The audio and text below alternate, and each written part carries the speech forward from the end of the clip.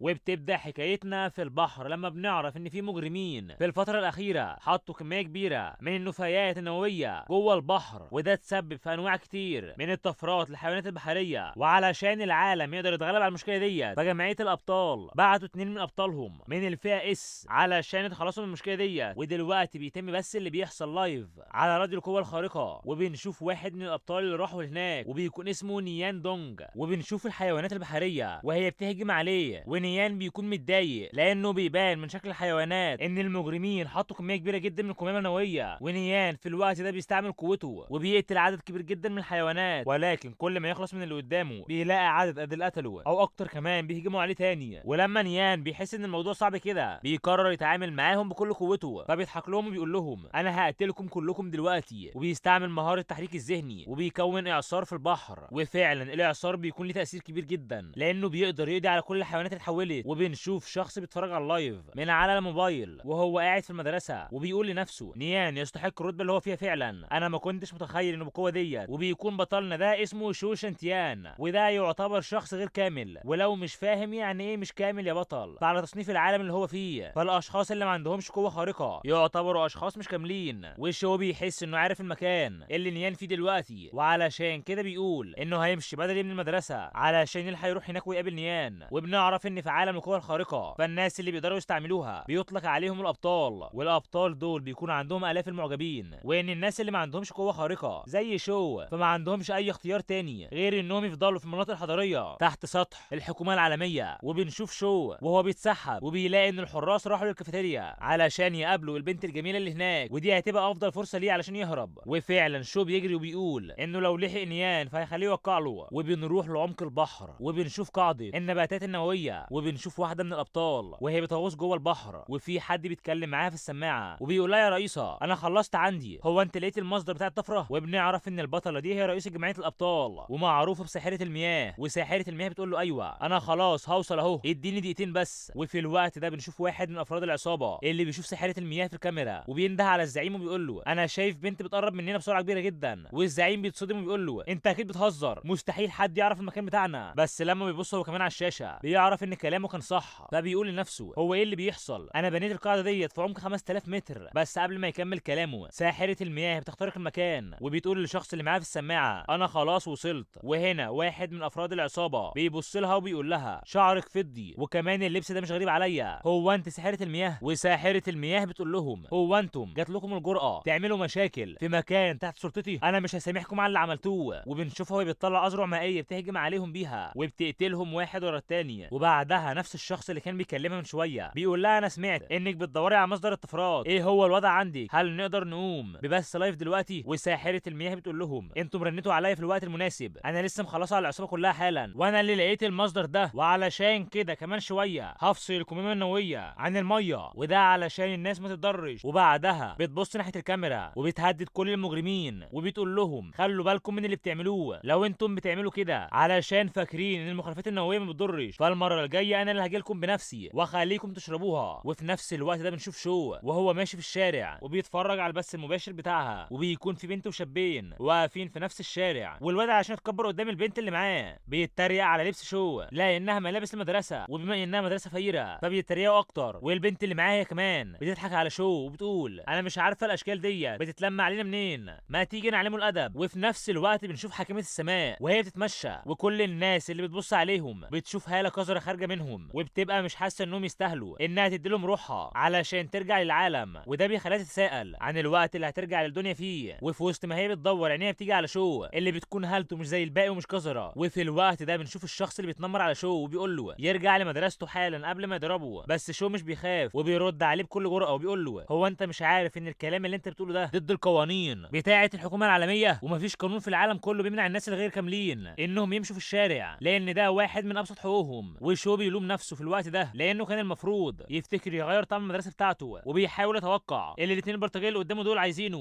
والحاكمه اللي اسمها هيونج بتعجب بشو وبتقول انه بالرغم ان اللي بيتخانقوا معاه اقوى منه ولكنه مش مغرور ولا متواضع وعارف حقوقه، وهي دي الشخصيه اللي انا عايزاها. والاهم من ده كله هو انه اتولد وعنده اقبال كبير ناحيه شيء السماء والارض، ودي تعتبر موهبه مش موجوده عند الباقي. وهيونج بتكون عايزه تشوف هل هو فعلا يستحق يكون المستضيف بتاعه ولا لا. وفي الوقت ده بنشوف الاثنين اللي قدام شو وهم بيظهروا قوتهم الخارقه وبيبان عليهم انهم ناويين ليه على نيه مش كويسه. وبعدها بنروح الغابه وبنشوفهم وهم رابطين شو فيها، وشو بيزعق وبيقول لهم يفكوه وبيقول لهم انهم دلوقتي خاطفينه ولو الضباط عرفوا هيسجنوهم. بس البنت بتقول له بطل كلام كتير بقى وسيبني نلعب شويه معاك، واول ما نزهق منك بنوعدك اننا نرجعك من المكان اللي جبناك منه. والولد بعدها بيقرب منه وبنشوف جذور بتخرج من ايده وبتكون هي دي الجذور اللي ربط بيها شو في الشجره. والواد ده بيقول له حظك حلو، انا لسه مكتسب مهاره جديده قريب وجه الوقت اللي جربها عليك. وشو بيفضل ثابت زي ما هو بس من جواه بيكون مرعوب وبيقول في نفسه هو هيعمل فيا ايه. والواد ده بيضرب الشجره بوكس بكل قوته. وفي الوقت ده بيسمعوا صوت مخيف بيقول بشر انتوا عايزين مني ايه؟ وبعدين ازاي جات لكم الجرأه تقطعوا وقت الراحه بتاعتي؟ وفي الوقت ده الولد بيفرح وبيقول دي اشتغلت. بس شو بيكون مرعوب وبيقول له هي ايه اللي اشتغلت؟ انت عملت ايه؟ فالواد اللي اسمه شونج بيقول له انا هخلي الغابه دي كلها تحت سيطرتي وتحت سلطتي. وفي الوقت ده بنشوف ملك الغابه اللي بيكسر الشجره وبيمسك شونج والبنت كمان بايديه الاتنين وبيقول لهم ايه اللي انتم جبتوه ليه ده؟ وبنعرف ان ملك الغابه وحش من الفئه اس. والوحش بيزعق معاهم وبيقول لهم انا محتاج طاقه اكتر، انا بعتكم علشان تخلوني اقوى. وفجاه بنشوف الوحش وهو بيستنزف طاقتهم هم وبيتغذى عليها. وشونج بيطلب النجده بس مفيش حد سامعه لانهم في مكان معزول جوه الغابه. ولما الوحش بيبص على البنت بيحس انها صغيره جدا فبيرميها وبيقول ان قوتها مش كافيه وانه محتاج اكتر من كده. وشو في الوقت ده بيكون قاعد على الارض بيتفرج وهو مصدوم وبيقول لنفسه هو ده الموقف اللي المفروض افضل فيه هادي لغايه ما يظهر بطل وينقذني؟ والوحش بيكون متضايق ان شو شخص مش مستيقظ وطاقته قليله. وشو بيقول له ايوه بالظبط انا اللحم بتاعي طعمه وحش فارجوك سيبني وما تقتلنيش. بس الوحش بيمسكه من قفاه وبيقول له بغض النظر عن طعم لحمك فهو برضه لحمه وعلشان كده لازم اكلك. بس في الوقت ده بنشوف ورقه طايره اول ما بتلمس ملك الغابه بتنفجر زي القنبله والنار بتبقى في كل حته. وفي الوقت ده شو بيقع على الارض وبنشوف بنت بتقرب منه بتساله لو كان كويس وبيكون اسم البنت دي دونج فانج ودي تبقى من الجيل 66 من اسلاف الطو السماوي. وبنروح لمدينه السراب المركز الرئيسي لجمعيه الابطال والانذار بيشتغل في المبنى كله والكل بيعرف ان الانذار عن طاقه مهوله قريبه من جبل وودونج وفي احتمال كبير جدا انها خارجه من ملك الغابه اللي يعتبر وحش من الفئه اس. وبنشوف المسؤوله وهي مصدومه وبتكلم واحده من الموظفين وبتقول لها هو مين الابطال الفاضيين دلوقتي؟ والموظفه اللي معاها بتقول لها ان معظم الابطال اللي من الفئه اس خرجوا في مهمه وحاليا نجم الضوء السابع في الرتبه اس في طريقه للمركز الرئيسي. وهنا المسؤوله بتتصدم وبتقول لها يعني دلوقتي كل اللي بيحمونا في المدينه هم الابطال اللي من المستوى ايه؟ طب وفين الرئيسه ونيان؟ مش المفروض انهم دلوقتي في مهمه جوه البحر؟ والبنت اللي معاها بتعرفها ان نيان راح لمدينه فينجلاي علشان يتعامل مع كارثه الاعصار بعد ما قضى على الحيوانات المتحوله. وانما ساحره المياه او ساحره البحر اخر حاجه سمعوها عنها هو انها كان بتطهر البحر من البقايا النوويه اللي موجوده جواه ومتوقعين انها ترجع في خلال 3 ايام. وهنا المسؤوله بتتصدم اكتر وبتقول لها 3 ايام كاملين؟ هو انت مش عارفه ان في خلال 3 ايام دول هنبقى احنا والارض في ارتفاع واحد بعد ما القسم بتاعنا الرئيسي يتدمر؟ انا عايزاكي تجمعي لي كل الابطال اللي من المستوى ايه في المدينه كلها حالا وشغلي سفاره الشرطه في المكان ونفذي خطوات الاخلاء علشان نحافظ على المواطنين بتوعنا. وبنرجع تاني لدونج اللي بتقرب من شو وهي خايفه وبتقول له انت كويس صح؟ وشو بيكون مش مصدق انه لسه عايش وكمان لما بيبص لدونج بيحس انه محظوظ لانها جميله جدا فبيبص لها وبيقول لها انت ابهرتيني، هو انت استعملت قوه اللهب؟ ودونج بتلوم نفسها انها كان عندها فضول تنقذه وحاسه ان الموضوع ده يسبب لها مشاكل بس بتتكلم مع شو بتفهمه وبتقول انت فهمت غلط، انا ما استعملتش قوه خارقه ولا حاجه، دي كانت تميمه الطويه الخاصه بينا. وشو بياخدها من ايدها علشان يبص عليها وبيقول لها دي بقى تعويذه الطويه دي اول مره في حياتي اشوفها. بس في الوقت ده بيسمعوا صوت الوحش وهو بيصيح فيهم وبيقول لهم انتم هتدفعوا ثمن اللي عملتوه ده وبيهجم عليهم. وفي الوقت ده دونج بتطلع التمايم اللي معاها وبتقف قدام شو بتقول له استخبى وراها وبتستعمل تميمه اللهب عليه تاني. ولكن ملك الغابه بيقول لها مفيش اي داعي من اللي انت بتعمليه ده بغض النظر عن عدد المرات اللي هتدمري فيها اطرافي فالكروم بتاعي مش هيوقف نمو. وفي الوقت ده دونج بتستعمل 3 تعاويذ وهم الامبراطور العظيم والحامي والدرع مضاد للكسر وده بيكون هاله حواليها وعلشان كده بتشد شو ناحيتها وبتقول له خليك قريب مني وما تتحركش. وبالفعل دراع ملك الغابه ما بتقدرش تاذيها وده اللي بيخلي وحش الغابه يستغرب ويقول هو ايه اللي بيحصل؟ هي ازاي قدرت تتفادى الهجمات بتاعتي وانا بهجم عليها بكل قوتي؟ وشو بيكون منبهر ومصدوم بقوه التعويذ بتاعتها لانه متوقعش ان في حد يقدر ينقذه من ملك الغابه اصلا. وشو مش بيفضل ساكت ويفرح انه في امان، لا ده بيبص ناحيه ملك الغابه بكل تكبر وبيقول له هو انت فعلا وحش من المستوى اس؟ طب ازاي تبقى دي كل قوتك؟ ده انت طلعت اضعف بكتير من بطل في المستوى ايه. وده اللي بيضايق ملك الغابه اكتر وعلشان كده بيقول لشو انت اللي جبته لنفسك، انت باين عليك نسيت بتكلم مين؟ انا ملك الغابه وكل حاجه هنا بتخضع تحت سيطرتي انا وبس. وملك الغابه بيقف من على الارض وبيقوم بإظهار قوته الحقيقيه وده اللي بيصدم شو وبيكون مش مصدق ان دي قوه وحش المستوى اس الحقيقيه. وفي الوقت ده دونج هي كمان كمان بتتوتر لان التعاويذ اللي استعملتها كانت تقدر تصد الهجمات العاديه، ولكن درع الكروم الضخمه اللي ظهرت دلوقتي وكل الجذور ديت التعاويذ مش هتقدر تصد ليها لمده دقيقه واحده. وفعلا اول ما جذور ملك الغابه بتقرب منهم فجدار الحمايه اللي كان عليهم بيتدمر، وشو كمان هو اللي بيمسك دونج وبيبعدها عن ملك الغابه. وهيونج بتراقب ده كله من بعيد وبتقول مع ان الواد ضعيف جدا، ولكن لما الوضع بقى صعب والبنت اللي معاه كانت هتأذي فما خافش يضحي بنفسه عشان يحميها. وملك الغابه بيمسك دونج وشو بايده بيقفل قبضته عليهم وبيقول لهم دلوقتي انا مسكتكم واقدر امتص الطاقه بتاعتكم. وملك الغابه بيبدا بدونج اللي بتتألم جدا لان ملك الغابه بدا يسحب طاقتها، وده كله قدام عين شو اللي عارف ان دوره بعدها. وشو مش بيكون عارف هيعمل ايه في الموقف ده وبيقول لنفسه هو انا خلاص فعلا هموت هنا. وبيبدا شو يغمض عينه وبيسمع حد بيقول له هو انت مش حاسس انه لسه بدري تستسلم هنا يا جبان؟ وشو بيستغرب وبيقول هو مين اللي بيتكلم معايا؟ ولما بيفتح عينه بيلاقي نفسه في مكان واسع وفاضي وما فيهوش اي تفاصيل، فبيسال هو فين المكان ده. بس هيونج بتظهر قدامه وبتقول له انا شايفه انك عندك موهبه كويسه، فايه رايك تتعلم الزراعه مني عشان تبقى خالد؟ وشو بيقول لها وانت مين اصلا؟ فهيونج بتقول له انا الشخص اللي هيقدر يساعدك ويخرجك من المشكله اللي انت فيها دلوقتي، بس خليك سريع علشان نقدر نتصرف وقول لي قرارك. وشو بيقول لها هو انت متاكده انك تقدري تهزمي الوحش القوي ده؟ وهيونج بتقول له ايوه طبعا، بس ده كله بيتوقف على انك تسمح لي ادخل جسمك علشان اقدر اعلمك الزراعه وتبقى خالد. وشو في الوقت ده بيقول لنفسه هي عايزه تدخل جسمي؟ مش ممكن تبقى روح شريره وكل هدفها هو انها تتحكم في جسمي. وعلشان كده بيقول لها طب وانتي هتقدري تثبتي لي ازاي ان الزراعه اللي هتخليني خالد هتخليني قوي بعدها؟ وبيقول لنفسه انه محتاج يختبرها الاول علشان يعرف هل هي هتقدر تساعده بقى ملك الغابه ولا بياعة كلام. وفي الوقت ده يونج بتتضايق وفي نفسها بتقول ازاي طفل زي ده تجيله الجرأه يهين واحده زيي؟ انا لولا اني محتاجاه كنت هقتله حالا. وبتقول له انا ما بكدبش عليك وصدقني في فوائد كتير جدا هتعود عليك من الزراعه. وشو بيقول لها بجد؟ طب انا بسمع اهو، كلميني اكتر وعرفيني ايه الفوائد ديت. وهيونج بتقول له الزراعه علشان تبقى خالد هتقدر تخلي عقلك اهدى، وكمان هتقدر تخليك تعيش الاف السنين او عشرات الاف السنين كمان، وهيكون معاك وقت كبير جدا علشان تقدر تتعلم العالم بيمشي ازاي وكمان تعرف المعنى الحقيقي لكل حاجه. بس شو بيقول لها انا حاسس انك بتضحكي عليا، بس حتى لو كلامك حقيقي فانا مش ناوي اقعد الوقت ده كله في العالم ده، مش درجه ان اقعد هنا الاف السنين. بس هيونج بتقول له انا لسه ما خلصتش كلامي علشان تحكم، ولكن انا متاكده انك تحب الفوائد اللي هتجيلك لانك بمجرد ما تبقى خالد فهتبقى قادر تتلاعب في عناصر الجو نفسه، بمعنى تاني انك هتقدر تحرك جبال وتقدر تهدم بلاد وده كله هيبقى تحت ايدك. وشو بيقول لها انا مش مصدقك، وبعدين انت عماله تقولي لي على فوائد كتير وانا مش عارف ده كله هيفيدني في ايه طالما انا هموت دلوقتي. وهنا هيونج بتتضايق وبتضرب شو على قفاه وبتقول له انت وسيم فعلا بس مخك زي الحجر، هو انت لو ما فتحتش روحك ليا وسبتني ادخل روحك فاكيد مش هعرف اديك قوتي وادعمك، انت فاهم؟ وشو بيقول لنفسه طب المفروض اعمل ايه دلوقتي؟ البنت اللي قابلتها من شويه طاقتها بتستنزف علشان تحميني، هو انا فعلا ضعيف للدرجه دي؟ بس مهما كان اللي بيحصل فانا مفيش قدامي غير ان اقبل المخاطره واخد الريسك وهسيب البنت ديت تدخل جسمي واشوف هل هقدر ابقى خالد فعلا ولا بتضحك عليا. وعلشان كده بيقول لهيونج انا هعملك اللي انت عايزاه بس عرفيني افتح ازاي عقلي. وهيونج بتقول له حاول توقف تفكير خالص وفضي عقلك ولازم ما تحاولش تقاوم روحي وانا بدخل لجسمك. وشو بيفرح وبيقول لها ماشي انا هعمل كل اللي انت عايزاه طالما تقدري تخلصينا من ايد الوحش ده. وبنرجع تاني لملك الغابه وبنشوف دونج وهي واقعه على الارض وملك الغابه بيكون ماسك شو من قفاه وبيتريق عليه وبيقول مش انت من شويه كنت بتتريق عليا وعامل لي فيها 7 رجاله في بعض؟ طب يبقى استناني في الحياه التانيه بقى. ولكن فجاه شو بيفتح عينه وبتكون حواليه هاله قويه جدا وبيبص لملك الغابه وبيقول له هو انت فاكرني لسه هستناك في الحياه الجايه؟ انا هقتلك حالا واخلص منك. وملك الغابه بيتصدم اول ما بيشوف الهاله بتاعته وبيقول ده مستحيل، المفروض الطاقه بتاعته كلها تكون خلصت دلوقتي بعد ما انا امتصيتها. بس شو بيبص له بعيون مليانه غضب وخطوط حمراء تظهر عند عينه وبيستعمل تعويذه وبتتكون جنبه هاله ضخمه جدا وشو بيهجم بالهاله ديت على ملك الغابه. وملك الغابه بيكون مستغرب انه مش قادر يحرك جسمه حتى، وفعلا شو بيقدر يقضي عليه بالضربه اللي وجهها له. وبعد ما شو بيقتله هيونج بتقول لنفسها مع ان شو بيستعمل 10% بس من قوتي ولكن باين عليه انه قوي فعلا وانا حاسه فعلا ان لو قدرت اخليه يبقى خالد فقصه الانتقام بتاعتي هتكمل. وبعدها شو بيفوق وبيرجع لوعيه ولما مش بيلاقي ملك الغابه حواليه بيتصدم وبيقول هو الوحش راح فين؟ هو ايه اللي حصل من شويه؟ وهيونج بتظهر في الوقت ده وبتقول له الوحش ده انت خلاص امتصيته جوه جسمك. وشو بيبص له وهو مصدوم وهيونج بتقول له بس انا ما كدبتش عليك صح؟ لانك بمجرد ما اتعلمت طريقه الزراعه ومن بعدها وانت قدرت تاخد حقك. وشو بينبهر فعلا وبيقول لها انا عايز اتعلم اكتر. وبنروح لمدرسه مدينه شنغهاي لغير المستيقظين وبنشوف طياره ضخمه واقفه في نص الملعب والطلبه كلهم متجمعين حواليها علشان يعملوا اخلال المدرسه، والمدرسين اللي واقفين بيقولوا لهم يجروا بسرعه لانهم لو اتاخروا اكتر من كده ما حدش فيهم هيقدر يمشي، وبيعرفوهم كمان ان مفيش داعي للقلق الغباء، وده لان جمعيه الابطال بعتوا بطلين من المستوى ايه علشان يحموهم وبكده يضمنوا انهم هيعملوا اخلاء بسلام. وبنشوف واحد من الطلبه متوتر وبيسال واحد اسمه شياو وبيقول له هو انت ما شفتش شو؟ وشياو بيقول له انا متاكد ان شو هرب من هنا علشان يتفرج على القتال بتاع الابطال مع الوحش، فما تقلقش هو عارف هو بيعمل ايه. وبنروح للغابه اللي جنب المدرسه وبنشوف الحرق الناري، وده يبقى بطل عنده قوه خارقه وترتيبه ال 12 في الفئه ايه. والحرق الناري بينفس اللهب على الوحوش الموجوده في الغابه كلها. وبنشوف البطل التاني اللي بيقول له ما تسرقش الضحايا بتوعي، وبيقتل الوحوش بالسيف بتاعه،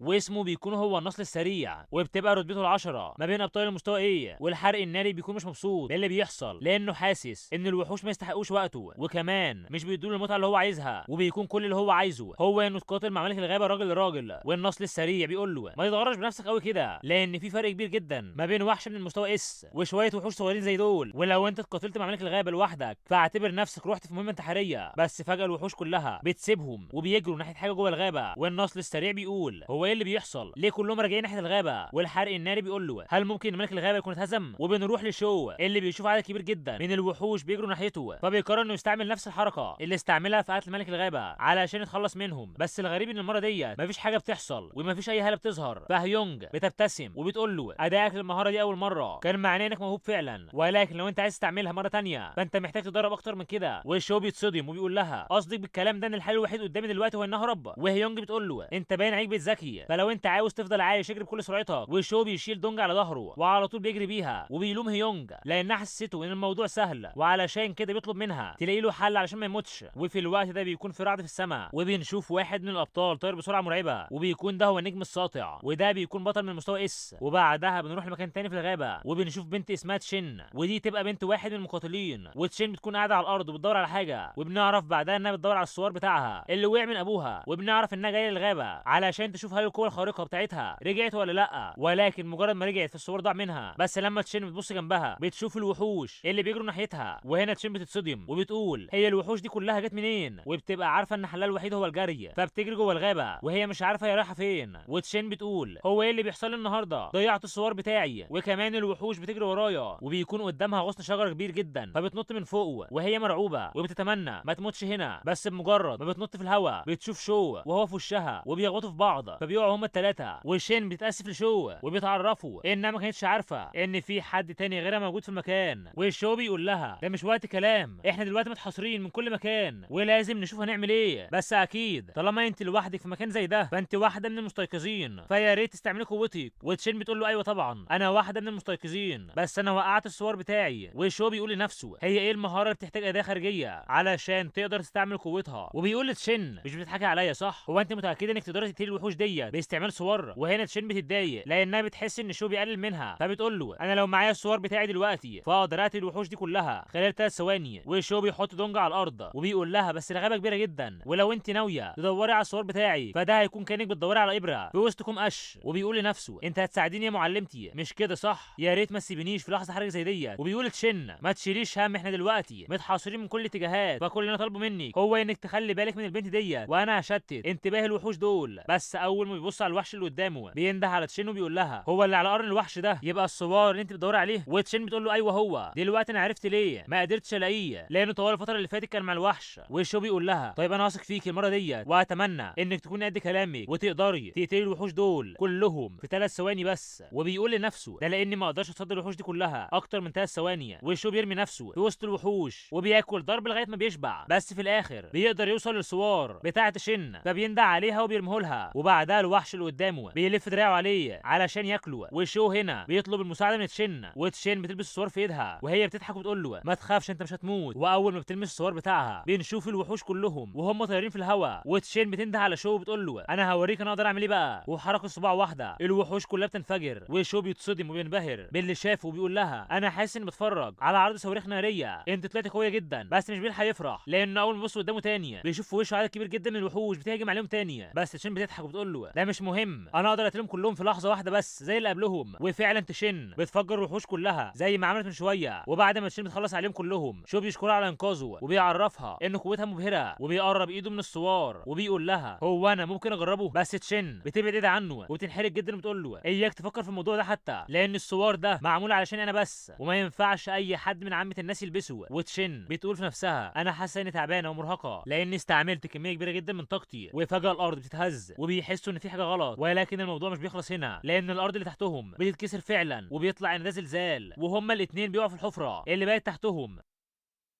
وفجأة بنشوف شخص بيستعمل 3 تعويذ عليهم، وبيكون اسم الشخص ده فانج شينج، وده يبقى ابو دونج. وعلشان كده بيقول لها هو انت ليه ما بتسمعيش كلامي يا بنتي؟ وبيستعمل تعويذة الرفع، وبيقدر انه ينقذ دونج وتشين وشو قبل ما يقع في الحفرة. وفانج بيبص لدونج وبيقول لها هو انت نسيتي قواعد العيله بتاعتنا ولا ايه؟ وبنروح المركز الرئيسي لجمعية الابطال، وبنشوف هناك الرئيسة صاحبة الشعر الاحمر اللي بتستغرب وتقول له هو ازاي المصدر للطاقة كانت بتخرج منه اختفى؟ هو ايه اللي بيحصل؟ ممكن يبقى في واحد من الابطال قدر يقضي على ملك الغابة، بس المساعدة بتاعتها بتقول لها دي حاجه غريبه لان احنا ما وصلناش ولا تقرير لغايه دلوقتي. وعلشان كده الرئيسه بتتوقع ان ملك الغابه ممكن يكون بيختفي منهم، وده اللي بيخليها تطلب من المساعده بتاعتها تبعت فريق تحقيق في الموضوع ده حالا. وبتقول لها ما تخليهمش يرجعوا الا لما يلاقوا جثه ملك الغابه. وبنروح الغابه، وفعلا فريق التحقيق بيوصل للغابه وبيروحوا للحفره العملاقه اللي ظهرت من شويه. وفي الوقت ده الفريق بيحاولوا يعرفوا مين هو البطل اللي قدر يقتل ملك الغابه، وبيبصوا على الادله اللي حواليهم علشان يعرفوا. وفي الوقت ده بيلاقوا تشين وشو، وبما انهم بيكون باين عليهم اتنين من المواطنين عاديين فبيبعتوهم للمستشفى. وبنروح للمستشفى وبنشوف بنت داخله المستشفى وهي خايفه ومرعوبه، وبتقول لنفسها يا ريت اخويا ما يكونش حصل له حاجه. وكل الولاد اللي بيشوفوها بيتحرجوا من الجمال بتاعها. والبنت طول ما هي ماشيه بتتساءل عن اللي حصل لاخوها، وبتقول هو ايه بس اللي خلاه يروح الغابه. وفجاه وهي ماشيه في طرقه المسافه بنشوف اتنين بيوقفوها وبيقولوا لها هو انت جايه هنا علشان تشوفي اخوكي صح ولا ايه؟ وواحد منهم بيقول لها المكان هنا كئيب جدا، ايه رايك تفضلي معانا هنا شويه؟ والبنت ما بتردش عليهم، بس من جواها بتكون متعصبه وعايزه تخلص عليهم لانها مستعجله وعايزه تشوف اخوها. بس البنت بتختار الطريقه الابسط وهي التمثيل، فبتنزل دموع من عينها وبتقول لهم هو انتم بتتنمروا عليا علشان انا بنت صغيره ومفيش حد بيحميني؟ بس الواد الضخم اللي فيهم بيقول لها احنا مش هنتنمر عليك ولا حاجه، احنا بس عايزينك تقعدي معانا شويه مش اكتر من كده. بس البنت ما بتقدرش تستحمل اكتر من كده، وعلشان كده بتديله البوكس في وشه وبتقول له امشي من قدامي دلوقتي انا مش فاضيه. وبتروح للاوضه اللي اخوها محجوز فيها، والدكتور بيقول لها انت من عيله المريض صح ولا ايه؟ عموما مش عايزك تقلقي، كل اللي في جسمه جروح بسيطه. وبيطلع ان اخوها هو شو. ولما البنت بتقرب منه علشان تشوفه بتستغرب وبتقول للدكتور انا اخويا شعره كان قصير، هو ازاي شعره بقى بالطول ده؟ هل هو فعلا كويس؟ والدكتور بيقول لها التحاليل بتقول ان اخوكي ما عندوش اي مشاكل صحيه، ولو انت قلقانه عليه ممكن تسيبيه كام يوم هنا على ما نضمن ان حالته اتحسنت. وبعدها بيسيبها وبيمشي، والبنت بتشكره واخت شو بتفضل قاعده جنبه وهي مش فاهمه حاجه، وبتقول هو ايه اللي يخلي شو يروح الغابه فجاه وكمان يقدر يخرج منها وهو ما عندوش جرح واحد في جسمه؟ وبتكون قلقانه وبتقول لنفسها ان لو في حاجه حصلت له فمش هتسامح نفسها، بس هي بتكون مضطره تسيبه علشان تروح الشغل الجزئي بتاعها لانها لو ما راحتش فمش هيبقى معاها فلوس تدفع المستشفى. وشو كده بيفضل قاعد لوحده، وفي الوقت ده هيونج بتظهر وبتقول له فوق معايا يلا جه وقت التدريب بتاعك. وشو بيفتح عينه وهو مش فاهم حاجه وبيقول لهيونج هو انا فين وفين البنتين اللي كانوا معايا؟ وهيونج بتعرفه انهم كويسين ومفيش داعي يقلق عليهم. وشو لما بيقوم من النوم وبيبص حواليه بيتصدم وبيقول لها هو انا ايه اللي جابني المستشفى وبعدين انا نايم بقالي قد ايه؟ وهيونج بتقول له اقل من يوم تقريبا. وشو بيقول لها طب انا لازم اهرب من هنا دلوقتي لان لو الدكاتره خلوني هنا اكتر من كده فهضطر ادفع كميه كبيره من الفلوس. وبعدها بنشوفه بعد ما هرب من المستشفى ورجع للبيت بيقول لنفسه اكيد المستشفى دلوقتي بعتوا الفاتوره لاختي، انا مش عارف المفروض اقول لها ايه لما ترجع النهارده بالليل، انا مش عارف الفاتوره هتكون قد ايه بس يا ريت ما تبقاش كبيره علشان اختي ما تتضايقش. بس في الوقت ده هيونج بتظهر وبتقول له جه الوقت اننا ناخد اول خطوه ناحيه الخلود. وشو بيكون متحمس وبيقول لها انا اخر مره قدرت اقتل وحش من المستوى اس بمجرد ما اتعلمت الزراعه، فاعتقد انه قريب جدا هبقى بطل انا كمان. وبيقول لنفسه وفي الوقت ده اختي مش هيكون عليها حمل انها تدفع مصاريف العيله لوحدها. وهنا هيونج بتحط صباعها على دماغه وشو بيفتح عينه وبيلاقي نفسه في مكان مختلف وغريب، وعلشان كده بيقول هو ايه المكان ده؟ وهيونج بتقول له ده المكان اللي انا فتحته علشانك وبما انك لسه مبتدئ فلازم تدخل مرحله تدريب التشي باسرع شكل ممكن. وشو بيقول لها هي مرحله تجميع التشي ديت انا مش فاهم اي حاجه. وهيونج بتقول له ركز معايا وانا هفهمك كل حاجه من الاول. اولا خلينا متفقين ان في 6 مراحل من الزراعه وهم تجميع التشي ومرحله بناء الاساس ومرحله المركز الذهبي ومرحله اصلاح الطاقه ومرحله التحول ومرحله المهينايه. وبتعرفوا ان كل ما بيتقدم اكتر كل ما الموضوع بيكون اصعب، ولكن بمجرد ما يخترق علم المهينه فهيقدر يعتبر نفسه خالد، ولو عاوز يدخل عالم زراعه التشي فهو هيحتاج انه يمتص اساس عناصر السماء والارض وكمان يغير جسمه علشان يكون مليان بالطاقه الروحيه. وشو بيكون واقف مصدوم مش فاهم ولا كلمه كلمه من اللي هي بتقولها، ولما هيونج بتلاحظ ده بتقول له ما تقلقش، انت مش محتاج تعرف الكلام ده كله، اول حاجه عايزاك تعملها هو انك تبدا تتامل. وشو بيقعد قاعد التامل وبيقول لها قصدك كده صح؟ فهيونج بتقول له ايوه كده بالظبط، بس عايزاك بقى تغمض عينك وحس بالمكان اللي حواليك، ووقتها هتحس ان الطاقه حواليك في كل مكان، والطاقه اللي حواليك ديت بقى هي اللي تشي، فعايزاك تحاول تمتصها جوه جسمك. وشو بينفذ كلامها بالحرف وبيبدا يمتص اللي تشي. وهيونج لما بتلاحظ انه طبق كلامها بتقول عليه انه عبقري وكمان عنده قدره نادره على تقبل التشي، وعلشان كده هي متوقعه انها لو ركزت معاه وعلمته كويس فهيقدر يكون خالد في اقل من 100 سنه، وده اللي بيخليه افضل مضيف ليها. وبنرجع بالزمن وبنشوف هيونج لما كانت لسه عايشه وقدامها عدد كبير من الناس، وواحد منهم بيقول لها انه جه الوقت تتخلى فيه عن منصبها كحاكمه السماء، وبيكون اسم الشخص ده يانج شين. ويانج بيقول لها انت بقالك عدد كبير من السنين بتعاملينا معامله وحشه لاننا رجاله، واحنا خلاص مش قادرين نتحمل الاسلوب ده اكتر من كده. وهيونج بتقول له انت ما حقلكش تقول الكلام ده، في عدد كبير من الناس هم اللي مختاريني وموافقين عليا، انا ما اجبرتش حد على حاجه. بس يانج بيتضايق وبيقول لها ما تتناقشيش معايا النهارده، انا هخلي العداله تاخد مجراها وهقضي عليكي. وبيهجم عليها هو وباقي الناس اللي معاه وبيكون عددهم كبير جدا، ولكن هيونج بتقدر تعمل جدار حواليها بتحمي نفسها بيه، وبتقول لهم انتم بتستخفوا بيا، هو انتم ناسيين ان انا القانون وان انا الحاكمه اللي كان بتحميكم؟ كل اللي هجموا عليا دلوقتي مصيرهم هو الموت. وفعلا هيونج بتقدر انها تصد الهجمات بتاعتهم كلها. وفي الوقت ده واحد من الرجاله اللي مع يانج بيقول له انت ناسي انها بتتدرب وبتزرع بقالها ملايين السنين، احنا عمرنا ما هنقدر عليها. بس يانج بيكون واثق في نفسه وبيقول له ما تخافش، انا عامل حسابي على كل حاجه، خليك ملتزم بالخطه بتاعتي بس. وفي نفس الوقت اللي هيونج بتتريق عليهم فيه بنشوف بنت تانية بتظهر وراها وهي بتضحك وبتروح لهيونج وبتقول لها ما تضايقيش نفسك يا اختي، الرجاله طول عمرهم مزعجين، بس علشان تروقي اعصابك فانا عملت لك كاس من نبيذ الحرب علشان تحسني من قوتك في الحرب. وبتكون دي واحده من جنات الاوركيد وبتدي الكاس لهيونج اللي بتفرح وبتشكرها عليه وبتقول لها انا النهارده هدمر الرجاله دول وهحول العالم السماوي ده لعالم نسائي بس. ولكن بعد ما بتشرب العصير بتحس ان الطعم فيه حاجه غريبه، وعلشان كده بتكسر الكاس. ولكن الجنيه اللي قدامها بتبتسم ابتسامه خبيثه وبتهجم عليها وبتقول لها هتوحشيني يا اختي. وفي الوقت ده بتحيط هيونج بهاله غريبه، ولكن ده كله بيبقى من تاثير السم، وهيونج بتتالم لان الطاقه بتاعتها بيتم استنزافها. وفي الوقت ده يانج بيستغل الفرصه وبيهجم عليها بلفافه ارجوانيه، واللفافه دي بتقدر انها تلف حوالين هيونج وتسيطر عليها بالكامل. وهيونج بتقول لهم هو انتم فاكرين انكم هتقدروا تسيطروا عليا باداه سحريه زي دي؟ ويانج بيمسك اللفافه في ايده بعد ما حبس هيونج جواها وبيقول لها لا طبعا، بس دي طريقه جديده واذكى. وبيفتح بوابه من باي تاني وبيرمي فيها اللفافه، وهيونج وقتها بتطلب المساعده ولكن مفيش اي حد حاول ينقذها. وبنعرف ان من يومها ويروح هيونج بتتجول جوه الابعاد وبتقول ان بعد كل الصعوبات اللي واجهتها علشان توصل للبعد ده وتلاقي تابع ليها، فهيونج مش هتفرط في فرصه اعاده بناء جسمها. وبنروح للمركز الرئيسي لجمعيه الابطال وبنشوف الرئيسه وهي بتقول لنفسها هو ايه اللي بيحصل ده؟ هو ازاي ملك الغابه اختفى ومالوش اي اثر بالرغم من الفوضى الموجوده في الغابه؟ احنا لازم نلاقي معلومات علشان نفهم اللي بيحصل ده. والمساعده بتاعتها بتقول لها انا لقيت حاجه غريبه، انا حاسه اني عرفت مين هو الشخص اللي هزم ملك الغابه، لان في حد اخذ صوره للنجم الساطع وهو في المكان اللي كان فيه ملك الغابه، فاكيد هو البطل اللي قدر يقضي عليه. والمسؤوله اللي بنعرف ان اسمها تينا بتفرح وقتها وبتقول لها شايفه انا قلت لك قبل كده ان ده واحد من اقوى الابطال اللي عندنا. والمساعده بتاعتها بتقول لها هو انت شفت وش النجم الساطع قبل كده؟ انا عندي فضول اعرف شكله عامل ازاي. بس تينا بتعرفها ان المعلومات الشخصيه الخاصه بابطال الفائس كلها سريه جدا لدرجه ان انا نفسي ما اقدرش اوصل لها. ولكن علشان اجاوب على سؤالك فانا سمعت ان وسيم وان كمان الفلوس اللي بيكسبها بيتبرع بيها لمدرسه للطلاب الغير مستيقظين، وعلشان كده انا شايفه انه شخص كويس جدا، وده غير اني متاكده انه من الطيب بتاعك اللي هو التفضيل يعني. فايه رايك اعرفك عليه اول ما يجي؟ بس المساعده بتاعتها بتتحرج وبالشاب بيحمر وبتقول لها ما تهزريش معايا في الحاجات دي يا تينا. وبعدها بتغير الموضوع وبتقول لها انا شفت تشين زينج على قائمه الضحايا اللي تم انقاذهم عن طريق الفريق اللي بعته. وفي الوقت ده تينا بتترعب وبتجري على المساعده بتاعتها وبتقول لها هي ابنه الرئيسه كانت بتعمل ايه هناك وحالتها عامله ايه دلوقتي، هي كويسه ولا ايه؟ بس المساعده بتهديها وبتقول لها السجلات بتقول انها سابت المستشفى ورجعت لبيتها وخلاص بقت كويسه. وتينا بتستريح لما بتسمع الكلام ده وبتقول لها الحمد لله ان الرئيسه مش هنا لانها كانت هتتضايق لو عرفت ان بنتها كانت موجوده في مكان زي ده. وبعدها بنروح لشقه شو وبنشوف اخته اللي بتدخل الشقه وبتدور عليه علشان تساله عن السبب اللي خلاه يسيب المستشفى، بس بتستغرب لما مش بتلاقيه في الصاله فبتدور عليه في اوضته وبتتفاجئ لما بتلاقيه قاعد في وضع التامل وكل الحاجات اللي حواليه بيكونوا طايرين في الهواء. فبتنده عليه وهي مبسوطه وبتقول له هو انت قدرت تظهر قواك وتبقى من المستيقظين؟ وشو بيبص لها بكل فخر وبيقول لها ايوه تقدري تقولي كده. وبيقول لنفسه لو انا قلت لها الحقيقه دلوقتي هتتصدم ومش هتفهم، فهخبي عليها دلوقتي ولما تبقى جاهزه هعرفها. واخته بتمسك شعره بتقول له هو ايه السبب اللي خلى شعرك يطول كده؟ هل ده بسبب انك بقيت من المستيقظين صح ولا ايه؟ فشو بيضحك وبيقول لها ايوه بالظبط، شعري دلوقتي بقى طويل قوي، ايه رايك تجيبي مقص وتقصيه؟ واخته ما بتصدق، اول ما بتسمعه بتجري علشان تجيب المقص وبتبدا في الحلاقه، وبتقول له بما انك بقى عندك قوه خارقه فما فيش داعي تفضل في مدرستك الحاليه، ومن اول بكره تروح لمدرسه المستيقظين. بس شو بيقول لها لا ما تستعجليش، انا لسه ما وصلتش للدرجه دي. واخته بتقول له بس يا ريت تخلي الموضوع ده في دماغك، لان المكان هناك امن، وكمان هتبقى قريب مني، ودي الطريقه الوحيده اللي هتخليني قريبه منك دايما، علشان لو وقعت في اي مشكله ومش هيحصل لي نفس الموقف اللي حصل لي النهارده ده وانا قلقان عليك. وشو بيقول لها ما تقلقيش انا هعمل اللي انت عايزاه. وفي نفس الوقت ده بنروح لواحد في الشارع ماسك عصايه وبيكون شكله زي المتشردين، وبنعرف ان ده واحد من الخالدين السماويين واسمه تاي باي، وبنعرف انه بيدور على هيونج وبيكون متضايق لان البعد ده كبير جدا، وبقاله فتره بيدور على هيونج ومش عارف يلاقيها، وبيكون متضايق من يانج اللي كان سبب في كل اللي حصل لها، لان من منظوره هيونج هي شخصيه جميله وانيقه وتستحق انها تكون حاكمه السماء. وبنعرف انه لما يلاقي هيونج هينتقم من يانج، وبيكون ماسك اداه غريبه في ايده، وفجاه الاداه دي بتنور فبيفرح انها اشتغلت اخيرا، وبنشوفه وهو بيعيط من الفرحه لان طالما الاداه دي اشتغلت فده دليل على وجود هيونج في مكان قريب منه. وبنروح لمعبد الطاوي الموجود في جبل وودونج، وبنشوف دونج اول ما بتصحى وهي بتقول هو انا ازاي رجعت للبيت، وبنشوف ابوها فانج وهو قاعد معاها وبيقول لها انت اخيرا صحيتي. ودونج بتقول له بابا هو ايه اللي حصل للواد اللي كان معايا؟ وفانج بيقول لها انا مش مصدق انك عندك الجرأه تسالي سؤال زي ده بعد اللي عملتيه، انا لو كنت اتاخرت شويه كنت هتروحي المستشفى ووقتها كنت هتبوظي كل اللي احنا عملناه من سنين، وده لانهم مختفيين بقالهم فتره عن العالم الخارجي ومش عايزين يعرفوا اي حد بوجودهم. ودونج بتقول له انا اسفه يا بابا انا عارفه اني غلطانه. وفانج بيقول لها كونك عرفتي ان اللي عملتيه ده غلط حاجه كويسه، بس لازم تبقي عارفه ان مش مسموح لك تتواصلي مع اغراب بعد كده في المستقبل، وعموما في فريق انقاذ الواد اللي كان معاكي فما تقلقيش عليه هو كويس دلوقتي، ولكن انا هديت الرسمه القديمه اللي انت استلفتيها وعقابك هيكون انك ترسمي 100 تعويذه في غرفه العزله. ودونج بيكون مفيش قدامها اي اختيار تاني فبتنفذ الكلام. وبنرجع تاني لشو اللي بيقول ان العالم عمره ما كان عادل، لان في ناس بيتولدوا في عائلات الابطال وبدل الموهبه الواحده بيبقى عندهم 2، وفي ناس تانية زيه بالظبط اتولدوا من غير مواهب ومن غير اهلهم حتى. وبنعرف ان ام شو ماتت في حادث عربيه وهي حامل، وهو الوحيد اللي قدروا ينقذوه وقتها. وبنعرف كمان انه كان بيحب الابطال ودايما بيلاحقهم ويتابع القتالات بتاعتهم، وكان دايما حلم حياته هو انه يستيقظ ويبقى عنده قوه خارقه علشان يقدر يبقى قريب منهم. بس دلوقتي الحلم ده بقى حقيقه وبمساعده طريق الزراعه علشان يكون خالد، فكل حاجه بقت حقيقه. وبنشوف شو وهو بيدخل جمعيه المستيقظين وبينبهر من اللي هو شايفه لان كل اللي حواليه بيكون عندهم قوه خارقه، وبيقول لنفسه اخيرا هودع المدرسه بتاعتي بالناس اللي فيها، انا دلوقتي بقيت طالب هنا بس برضه هبقى اروح اخد بصه على زمايلي اللي في مدرستي القديمه لما افضى. وشو مش بيكون عارف اي حاجه فبيدور في المكان على اي حاجه تفهمه هو هيعمل ايه، لغايه ما بيشوف يافطه مكتوب عليها ان ده مكتب تسجيل الجدد. وشو بيدخل على طول وبتكون دي اوضه اختبارات، وبنشوف شخص واقف قدام آلة وبيعرفهم ان الآلة ديت هي اللي تختبر القوه بتاعتهم. وشو بيكون واقف في طابور الطلاب اللي هيتم اختبار قواهم وبيقول لنفسه هل الآلة ديت هتقدر تاخد بالها من الزراعه بتاعتي ولا لا. وبنشوف بعدها عربيات طايره في الهواء وبتكون تشن راكبه في واحده منهم، وبنشوفها وهي بتتكلم مع امها ساحره المياه عن بعد، وساحره المياه بتقول لها انا قلت للدكتور سامو يشوف المشكله اللي في القوه الخارقه بتاعتي ويحلها، فيا ريت ما تعمليش مشاكل خلال الفتره ديت. وتشين بتقول لها ما تقلقيش يا ماما اللي حصل امبارح كان مجرد حادثه وانا خلاص قربت اوصل، فهنبقى نتكلم في الموضوع ده بعدين. وتشين بيدخل بالعربيه بتاعتها جوه الجامعه، واول ما بتنزل بتسلم على الكل والكل بيسلموا عليها وهم فرحانين وعينيهم مليانه قلوب لان كلهم بيكونوا معجبين بتشين، وكل الطلاب بيقولوا انها مش حلوه المظهر بس لا دي كمان ادائها في المذاكره عالي جدا لدرجه انها تعتبر مثال مشرف للطلبه اللي في سنها. بس فجاه بنشوف واحد باين عليه انه مغرور لانه بيكلم الكل بشكل وحش وبيقول لهم عدوا من طريقي، وبنعرف ان الشخص ده اسمه وانج ويبقى ابن اغنى راجل في المدينه. ووانج بيبص على تشين وبيقول هو ده اللي انا كنت متوقعه من البنت اللي اخترتها، انا بمجرد مورث ممتلكات والدي هخليها واحده من زوجاتي. وفي الوقت ده بيكون شو لسه مخلص الاختبارات وفي انتظار النتيجه، ولما بيبص قدامه وبيشوف تشين بيقول في نفسه مش هي دي البنت اللي انا قابلتها في الغابه اخر مره، المفروض اروح اسلم عليها واعرف ايه اللي حصل لها. بس وهو بيجري وراها وانج بيشوفه، ووانج بيكون فاكر شو بيحاول يضايق تشين، وعلشان كده بينده لواحد من صحابه وبيقول له يمسك شو، وصاحب وانج بيقول له عينيا دقيقه واحده واجيبه لغايه عندك، وبيستعمل عليه قوته الخارقه وبيقدر انه يحبس شو جوه فقاعه مائيه. وشو مش بيكون فاهم اي حاجه وبيقول لهم يسيبوه يمشي، وبعدها بيرموه قدامهم. ووانج بيقول له انت ازاي جات لك الجرأه تحاول تقرب من خطيبتي؟ وشو بيقول له خطيبتك انت قصدك على مين بالظبط؟ فواحد من رجاله وانج بيزعله بيقول بيقول له انت هتعمل فيها عبيط؟ قصدنا على البنت اللي كنت بتجري وراها دلوقتي. المدرسه كلها عارفه ان قائدنا وانج معجب بتشن. وشو بيقول له ايوه، وانا اعمل له ايه يعني؟ ما طالما هي مش بتبادله الشعور ده يبقى ده مجرد شعور من طرف واحد. وشو كده بيعرف اسم تشن لانه كان يعرفها شكلا بس. والواد اللي هجم عليه من شويه اللي اسمه جيان بيقول له انت ازاي جات لك الجرأه تتكلم بالطريقه ديت؟ هو انت ما تعرفش ان القائد بتاعنا ابو غني جدا، وان كمان تشن تبقى بنت رئيس جمعيه الابطال، وده اللي بيخليهم ثنائي لايق على بعض.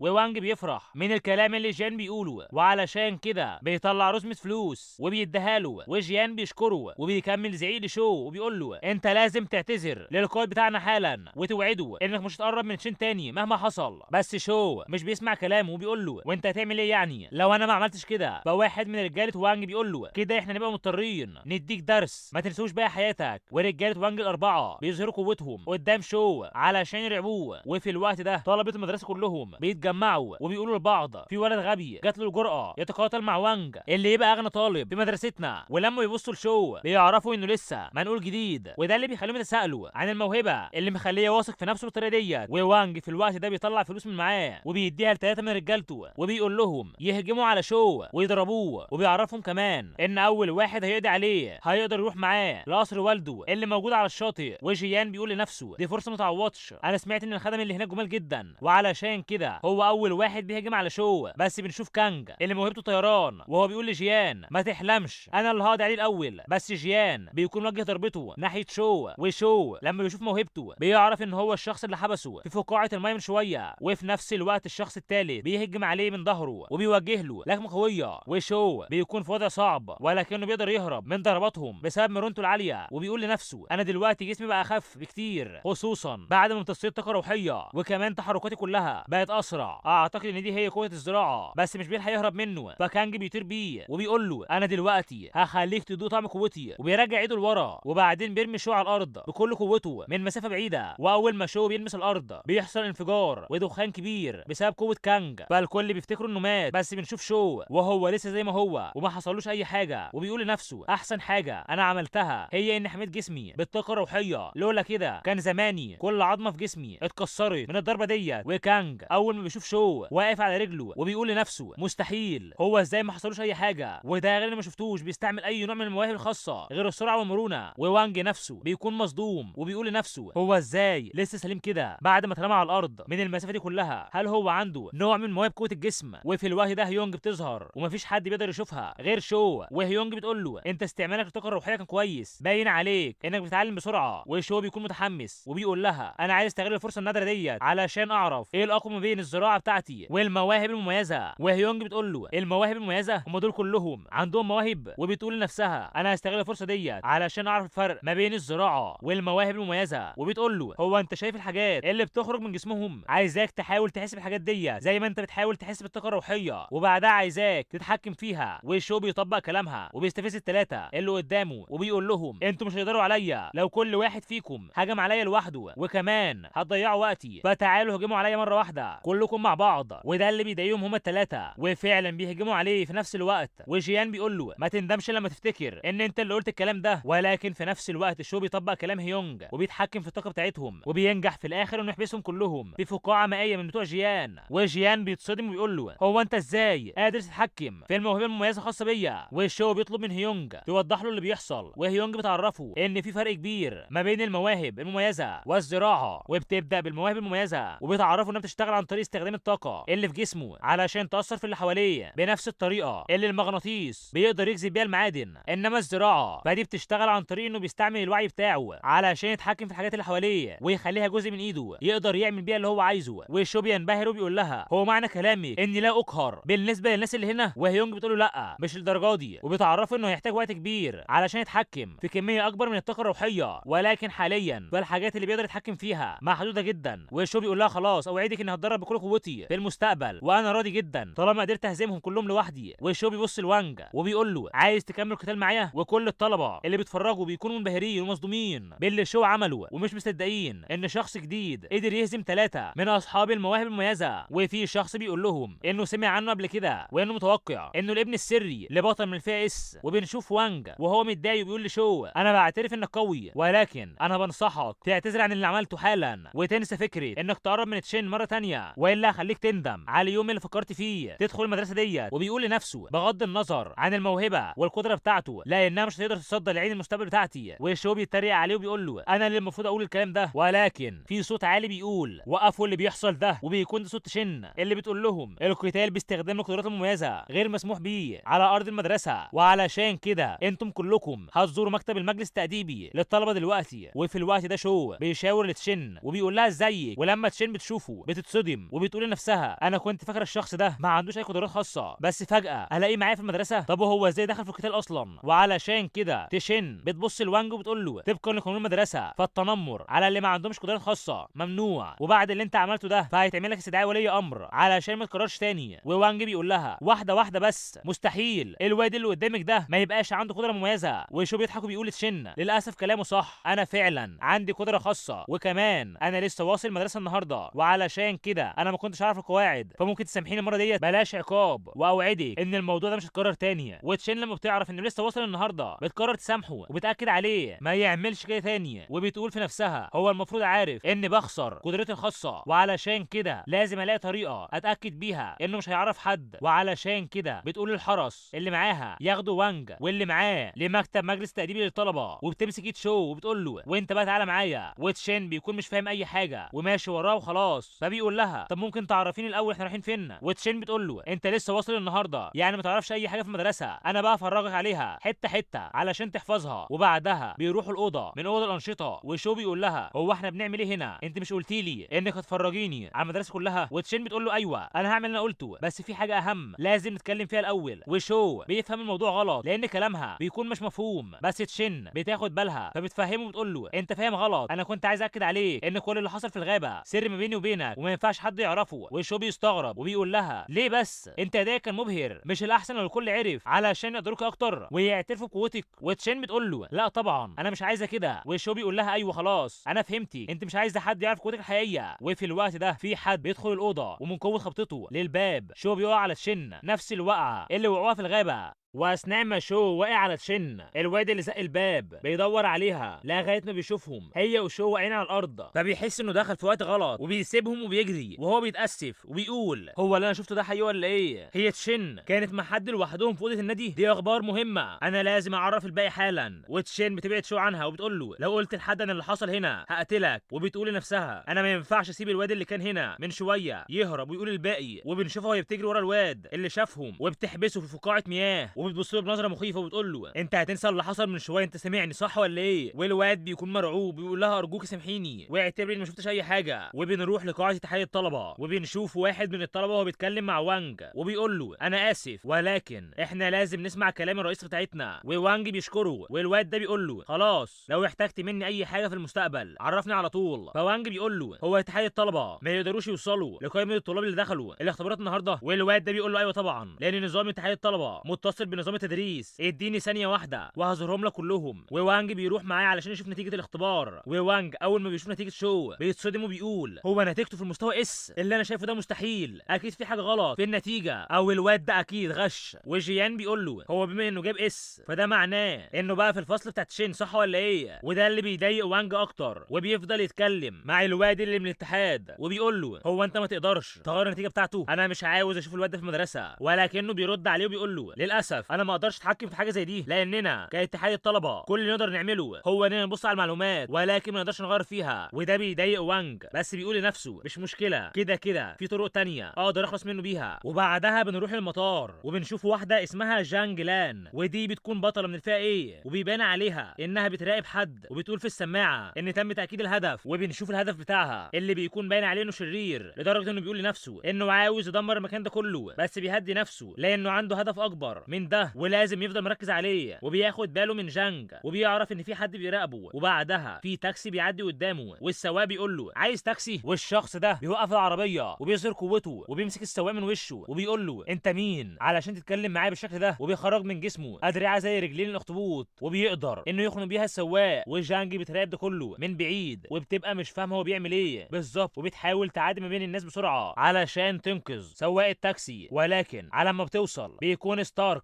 اللي هي بتجري وراه هرب بعد ما قتل السواق. وبنرجع لجانج اللي بتتصدم لما ستارك بيهرب منها وبتكون متضايقه لان دي مش اول مره يخدعها. وبنشوف ستارك وهو بيبص عليها من بعيد وبيقول لنفسه هم فاكرين ان بطل من المستوى ايه، هتقدر تمسكني ولا ايه؟ وشو بيرجع في ايده نتيجه الامتحان اللي بيعرف انه بقى في فصل ايه، وبيقول ان اخته يون هتفرح لما ترجع وتعرف الخبر ده. ولما بيحس انه زهقان بيقول انه هيقوم يتدرب شويه لانه محتاج يوصل لعالم تحسين التشي. وبنشوفه وهو بيتامل وبيجمع التشي، ولكن بيحس بحاجه غريبه وهي انه مش قادر يحس باي طاقه روحيه. وهيونج في الوقت ده بتظهر وبتعرفه ان الطاقه الروحيه في المكان ده قليله جدا، وانه لما كان بيتدرب امبارح امتص كل الطاقه الروحيه اللي حواليهم، ولكنه لو عاوز يتدرب دلوقتي فلازم يروح لمكان بيئته الطبيعيه لسه محفوظه زي الغابه. وشو بيقول لها هو دايما امتصاص الطاقه الروحيه صعب قوي كده. وهيونج بتعرفه ان نسبه كبيره من الطاقه الروحيه اللي امتصاها امبارح هي اللي كانت مجمعاها من الغابه، وبتفهمه انها عملت كده لانها كانت خايفه يحس ان الموضوع صعب ويستسلم. وهنا شو بيتصدم لانه عارف ان الموضوع اصعب من المتوقع بكتير. وفي الوقت ده جرس الباب بيرن وشو بيروح يفتح الباب، بس بيقول لنفسه ان اخته يون ما بتكونش خلصت شغلها دلوقتي. يا ترى مين اللي بيرن الجرس؟ ولما بيبص من العيون السحريه بيشوف باي اللي بيكون شكله متبهدل وهدومه متقطعه، وبيقول انا متاكد انها هنا. وشو بيفتح الباب وبيقول له اقدر اساعدك ازاي؟ بس باي بيرمي نفسه عليه وبيحضنه وبيقول له انا اخيرا لقيتك، انا بدور عليك من بدري. وشو بيتصدم وبيبعدوا عنه، وباي بيقول له انا بدور عليك بقالي كتير ومش مصدق اني لقيتك. وشو بيقول له يبعد عنه، بس لما باي ما بيسمعش الكلام شو بيديله بالبوكس في وشه، وبكده بيقدر يبعدوا عنه. وفي الوقت ده يونج بتظهر وبتقول انا قلت برضو اني عارفه الصوت ده، وبتبص لباي وبتقول له انت بتعمل ايه هنا؟ وشو بيستغرب وبيعرفها انه ما كانش يعرف انها تعرفه. وباي بيحضن هيونج زي ما حضن شو من شويه، وبيعرفها انه مبسوط انه اخيرا لقاها. وهيونج بتقول له يهدى وما يعيطش لانه خلاص لقاها، وبتساله وبتقول له هو انت تعرف جثتي فين وايه الخطه بتاعتك علشان نرجع مره ثانيه؟ بس باي بيتوتر وبيقول لها انا رشاد بيد وخليتها تساعدني في فتح باب العالم ده علشان اوصل لك، لاني كنت عايز اجيلك باقصى سرعه واساعدك، وده اللي خلاني انسى اعمل خطه لرجوعنا، وده اللي بيضايق هيونج. وبتقول له يا غبي طب ودلوقتي احنا استفدنا ايه لما انت لقيتني؟ وباي بيقول لها ما تقلقيش انت الروح بتاعتك بقت في جسم الواد ده، وطالما انتم بقى عندكم نفس الجسم فانا هساعده وهوفر له كل الحبوب اللي هو محتاجها علشان يكون خالد. وهيونج لما بتفكر بتقول له عندك حق، ولو شو اعتمد على الحبوب بتاعتك فزراعته هتتطور بسرعه. وشو بيكون مستغرب لان كل الكلام اللي سمعناه ده ما بين روحهم هما الاثنين، انما قدام شو ما بيكونوا هما الاثنين بيبصوا لبعض ومش بيتكلموا. وباي بيقول لشو انت الشقه بتاعتك باين عليها كبيره، وشو بيقول له جيب من الاخر وقول قصدك ايه يعني. فباي بياخده بالحضن تاني برضه وبيقول له من النهارده احنا هنبقى عيله واحده. بس شو بيبعدوا عنه وبيقفل الباب في وشه وبيقول له مش هينفع تقعد جوه بيتي. وباي بيخبط على الباب وبيقول له اسمعني الاول بس، انا هوفر لك كل انواع الحبوب اللي انت محتاجها علشان تسرع من الزراعه بتاعتك وتبقى خالد. وهيونج بتقول لي شو هو انت ليه ما سبتوش يدخل الشقه؟ هو مش قالك انه بيقدر يعمل كل الحبوب الخاصه بالخلود وده هيسرع من الزراعه بتاعتك؟ وشو بيقول لها انا مش فاتح ملجأ علشان اخلي واحد ما اعرفوش يعيش معايا، وكمان اختي مش هترضى بحاجه زي كده. وباي بيطلع حبوب من معاه وبيعلي صوته وبيقول سرعه زراعتك دلوقتي قليله، ولو فضلت تزرع بالسرعه دي فهتوصل لمرحله تحسين الشي كمان سنه او سنه ونص على الاقل، ولكن لو انت اخدت الحبايه دي اللي في ايدي فهتوصل لمرحله تحسين الشي حالا. وبيطلع روب شكله غالي جدا وبيقول له ده واحد من افخم الكنوز في السماء، عايزك تتخيل ان كل الحاجات اللي قلت لك عليها دي هديها لك لو انت سبتني اعيش معاك. وفي الوقت ده شو بيقتنع وبيفتح الباب وبيقول له هو انت بتتكلم بجد يا باي؟ وباي بيقول له عيب عليك انا عمري ما اكذب. وشو بيقول لنفسه انا مش عارف اقدر اوصل لعالم تحسين الشي امتى لو انا لوحدي، وعلشان كده عرض باي ده ما يتعوضش. وشو بياخد منه الحبوب والروب وبيطرده بره تاني وبيقفل الباب. وباي في الوقت ده بيكون مش فاهم ايه الموقف الغريب اللي هو فيه ده. وهيونج بتروح لشو وبتقول له يعني انت خدت منه الروب والحبوب وطردته بره كمان؟ بس شو بيقول لها لا انا شكله ما عجبنيش فقلت اسيبه بره شويه. وبعدها بساعه شو بيفتح له الباب وبيقول له انا هسيبك تعيش معايا بس انت هتنام على الارض في الاوضه بتاعتي، وطول الوقت ما ينفعش تروح اي حته ثانيه غير الصاله والاوضه بتاعتي، واياك تقرب من اوضه اختي. وباي بيقول له كلامك ده مش هنساه. وبعدها شو بيروح لاوضته وبيقول هي الحبوب دي تاثيرها كبير فعلا زي ما باي بيقول، انا هجرب بنفسي. بس قبل ما يبلعها هيونج بتوقفه وبتقول له استنى، حبايه الخلود مش هتشتغل هنا، انت محتاج تروح الغابه لان الطاقه الروحيه هي اللي هتقدر تعزز من تاثير الحبايه. وشو بيقول لها بس مفيش اي قطارات لجبل ودونج دلوقتي والتكاسي غاليه جدا وانا مش معايا فلوس ادفعها. بس هيونج بتقول له عيب تفكر في حاجه زي دي وانا معاك، انا هعلمك ازاي تطير، تعالى ورايا على السطح بس. وشو بيقف على السطح وبيقول لها هو انت متاكده ان هقدر اطير صح؟ يعني مش ممكن اموت؟ وهيونج بتطمنه بتقول له لو انت نفذت اللي قلت لك عليه فانت في امان ما تقلقش. وشو بينفذ كل اللي هي قالت عليه، وفعلا فجاه بيلاقي نفسه قادر يطير في الهواء. وهيونج بتمسك ايده وبيطيروا على الغابه بكل سرعتهم علشان يرجعوا قبل ما اخته يون ترجع. وهيونج بتوديه لنقطه معينه في الغابه وبتقول له ياخد الحبايه في المكان ده لانه مليان بالطاقه الروحيه، وبتعرفه كمان ان الحبه ديت باي هو اللي صنعها باستعمال قوته، وده اللي بيخليها مش معقده زي الحبوب العاديه، وبكده لما شو ياخدها مش هتاثر على الاساس بتاعه. وبتقول له كمان ان الفكره كلها من الحبه دي هو انه يستعمل الطاقه الروحيه اللي حواليها علشان يحفز الطاقه الروحيه اللي جوه الحبه، وبكده يقدر يوصل لاكبر كميه ممكنه من الطاقه. وكل ما قدر يمتص منها في مده اقل كل ما كان تاثيرها اكبر. وشو بيبدا في الزراعه وبيقول لنفسه انا حاسس بدفء الطاقه اللي جوه الحبه بتنتشر جوه جسمي كله، وكل جزء من طاقه التحسين بيخلي جسمي اقوى. وبيلاقي نفسه في فراغ وقدامه كره غريبه، فبيسال هيونج هو فين وايه هي الكره ديت. وهيونج بتقول له الكره ديت بتحتوي على الوحش اللي هو امتصه قبل كده، ودلوقتي يقدر يستغل الطاقه الروحيه ديت. وبنشوف ملك الغابه وهو جوه الكوره وبيقول لهم انا فين، خرجوني من هنا. بس بنشوف شو وهو بيمتصه جوه جسمه، وبعدها على طول بتظهر هاله قويه حوالين شو ومن كبرها بتوصل للسحب. وهيونج في الوقت ده بتهنيه وبتقول له كده انت وصلت لمرحله تحسين التشي. وفي نفس الوقت بنشوف ستارك وهو واقف عند المكان اللي مات فيه ملك الغابه، وستارك بيقول انا متاكد ان في حاجه غلط في المعلومات اللي عند جمعيه الابطال، لان من اللي انا شايفه قدامي فكان لازم يبقى في بقايا لجثه ملك الغابه، ومفيش قوه غير قوه نظام الفضاء قادره انها تخلي ملك الغابه يختفي بدون اثر زي ما انا شايف كده. ودلوقتي بسبب اختفاء بقايا ملك الغابه فالمنظمه شغلها يتاجل مره ثانيه، وبياخد باله من الهاله بتاعه شو، فبيقول واضح ان في حد تاني هنا. ولما بيمشي ورا الهاله اللي في السماء بيوصل لشو اللي بيتامل، فبيهجم عليه على طول وبيقول انا ما قدرتش اخلص المهمه بتاعتي، ولكن واضح اني لقيت حاجه تسليني. وبيوجه قبضته ناحيه شو، ولكن شو بيضربه بالقلم فبيطيره من قدامه. وشو بيقول هو مين الشخص ده وهجم عليا ليه، وبعدين انا ازاي قبضتي قويه بالطريقه ديت. وستارك هو كمان بيكون مصدوم وبيقول هو ايه اللي حصل ده، هو باين عليه اضعف من بطل في المستوى سي ولكنه قدر يأذيني، بس المره دي انا هقتله. وبيهجم عليه بكل قوته وبيقول له انا هقتلك. بس شو بيقدر يهرب من الضربه بتاعته وبيقول له هو انت مين بالظبط وليه بتهجم عليا. وستارك بيبان عليه انه قوي، بس شو بتكون حركته سريعه وبيقدر يتفادى ضربته. وستارك بيقول له المخلوقات اللي زيك ما تستاهلش انها تعرف اسمي، وبيقول لنفسه انا استهترت بيه بس دلوقتي انا هوريله سرعتي الحقيقيه. وفعلا ستارك بيكون سريع لدرجه ان شو ما بيقدرش يشوفه، وستارك بيضربه ضربات كتير جدا وفي الاخر بيضربه بالرجل وبيطيره من قدامه. وشو في الوقت ده بيكلم هيونج وبيقول لها انا من شويه قدرت اهزمه بسهوله، ليه دلوقتي انا مش قادر اصد ضرباته حتى. فهيونج بتقول له لما انت وصلت لمرحله تحسين التشي فانت قدرت تتحكم في كميه قليله من الصدى من قوه السماء والارض، وده اللي كان مخليه قوي جدا، ولكن دلوقتي ما بقاش عندك اي صدى تستعمله. وشو بيتوتر لما بيعرف الموضوع ده وبيقول لها طب ممكن تعلميني اي حاجه من سحر القاتل ادافع بيها عن نفسي لاني مش هقدر اهزمه. وهيونج بتعرفه ان الموضوع هيكون صعب انه يتعلم خلال دقايق بس بعد شويه تفكير بتقول له انا لقيت فن القتال اللي هينفعك، فبتقرب منه وبتبوسه من دماغه. وشو بيكون محروق من الموقف ده، وهيونج بتقول له اسم المهاره هو الاصبع مخترق السحاب، والمهاره ديت تقدر تجمع الطاقه اللي حواليك في ثواني وتخرجها في ضربه واحده مدمره. وبتقول له انا دلوقتي نقلتها لدماغك، هل حاسس انك اتعلمتها؟ وشو بيقول لها ايوه ما تقلقيش عليا. وستارك في الوقت ده بيطير في الهواء وبيجمع قوته علشان يقتل بيها شو بضربه واحده، ولكن في الوقت ده شو بيوجه صباعه قدامه وبيجمع الطاقه اللي حواليه وبيقول له انت اللي هتموت هنا حالا.